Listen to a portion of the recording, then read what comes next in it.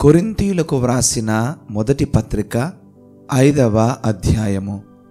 మీలో జారత్వమున్నదని వదంతి కలదు. మీలో ఒకడు తన తండ్రి భార్యను ఉంచుకొన్నాడట. అట్టి జారత్వము అన్యజనులలోనైనను జరగదు. ఇట్లుండియు మీరు పొంగుచున్నారే గాని మీరెంత మాత్రము దుఃఖపడి ఈలాంటి కార్యము చేసిన వానిని మీలో నుండి వెలివేసిన వారు కారు.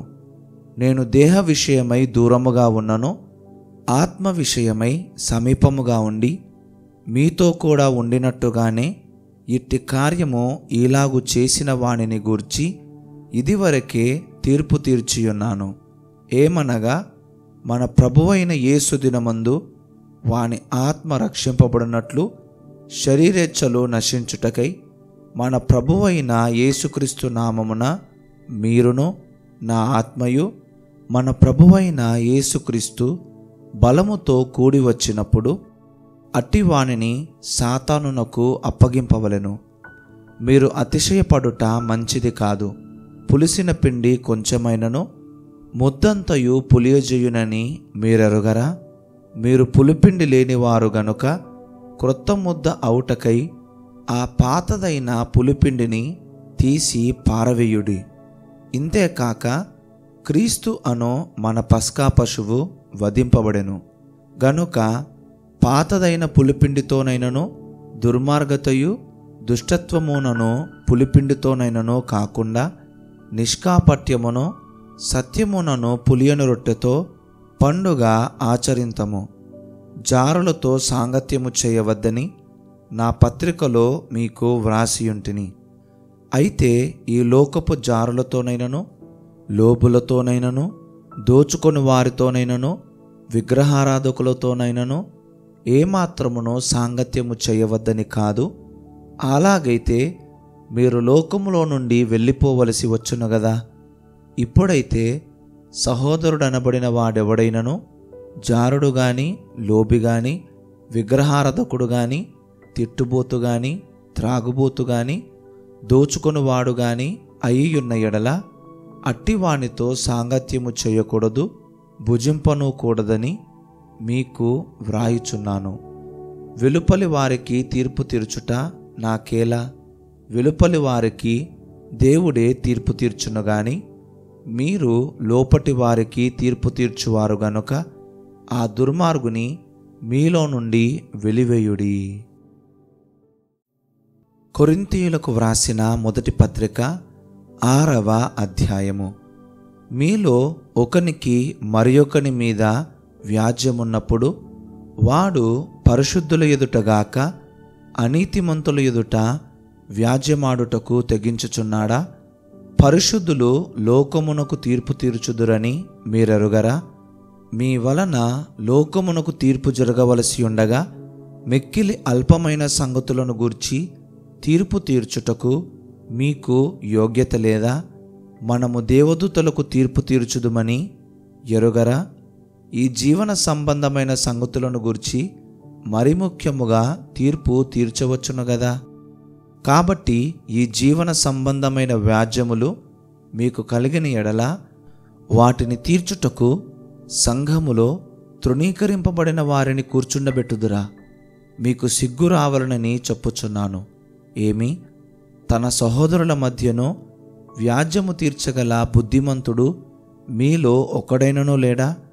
అయితే సహోదరుడు సహోదరుని మీద వ్యాజ్యమాడుచున్నాడు, మరి అవిశ్వాసులు ఎదుటనే వ్యాజ్యమాడుచున్నాడు. ఒకడి మీద ఒకడు వ్యాజ్యమాడుట మీలో ఇప్పటికే కేవలము లోపము. అంతకంటే అన్యాయము సహించుట మేలు కాదా? దానికంటే మీ సొత్తులను అపహరింపబడనిచ్చుట మేలు కాదా? అయితే మీరే అన్యాయము చేయుచున్నారు, అపహరించుచున్నారు, మీ సహోదరులకే ఈలాగు చేయుచున్నారు. అన్యాయస్తులు దేవుని రాజ్యమునకు వారసులు కానేరని మీకు తెలియదా? మోసపోకుడి. జారులైనను విగ్రహారాధకులైనను వ్యభిచారులైనను ఆడంగితనము గలవారైనను పురుష సంయోగులైనను దొంగలైనను లోబులైనను త్రాగుబోతులైనను దూషకులైనను దోచుకొనువారైనను దేవుని రాజ్యమునకు వారసులు కానేరరు. మీలో కొందరు అట్టివారయుంటిరి గాని ప్రభువైన యేసుక్రీస్తు నామమునను మన దేవుని ఆత్మయందును మీరు కడుగబడి పరిశుద్ధపరచబడిన వారై నీతిమంతులుగా అన్నిటియందు నాకు స్వాతంత్ర్యము కలదు గాని అన్నియు చేయదగినవి కావు. అన్నిటియందు నాకు స్వాతంత్ర్యము కలదు గాని నేను దేని చేతనో లోపరుచుకొనబడనులను. భోజన పదార్థములు కడుపునకును, కడుపు భోజన పదార్థములకును నియమింపబడి ఉన్నవి. దేవుడు దానిని వాటిని నాశనము చేయును. దేహము జారత్వము నిమిత్తము కాదు గాని ప్రభువు నిమిత్తమే, ప్రభువు దేహము నిమిత్తమే. దేవుడు ప్రభువును లేపెను, మనలను కూడా తన శక్తి వలన లేపును. మీ దేహములు క్రీస్తునకు అవయవములై ఉన్నవని మీరెరుగరా? నేను క్రీస్తు యొక్క అవయవములను తీసుకొని వేశ్య యొక్క అవయవములుగా చెయ్యుదునా? అదెంత మాత్రమునో తగదు. వేశ్యతో కలిసి కొనువాడు దానితో ఏకదేహమయ్యున్నాడని మీరెరుగరా? వారిద్దరూ ఏక శరీరమయ్యుందురు అని మోషే చెప్పుచున్నాడు గదా. అటువలే ప్రభువుతో కలుసుకొనువాడు ఆయనతో ఏకాత్మయ్యి ఉన్నాడు. జారత్వమునకు దూరముగా పారిపోవుడి. మనుషుడు చెయ్యు ప్రతి పాపమును దేహమునకు వెలుపల ఉన్నది గాని జారత్వము చెయ్యువాడు తన సొంత శరీరమునకు హానికరముగా పాపము చేయుచున్నాడు. మీ దేహము దేవుని వలన మీకు అనుగ్రహింపబడి మీలోనున్న పరిశుద్ధాత్మకు ఆలయమై ఉన్నదని మీరెరుగరా? మీరు మీ సొత్తు కారు, విలువ పెట్టి కొనబడిన వారు గనుక మీ దేహముతో దేవుని మహిమపరచుడి.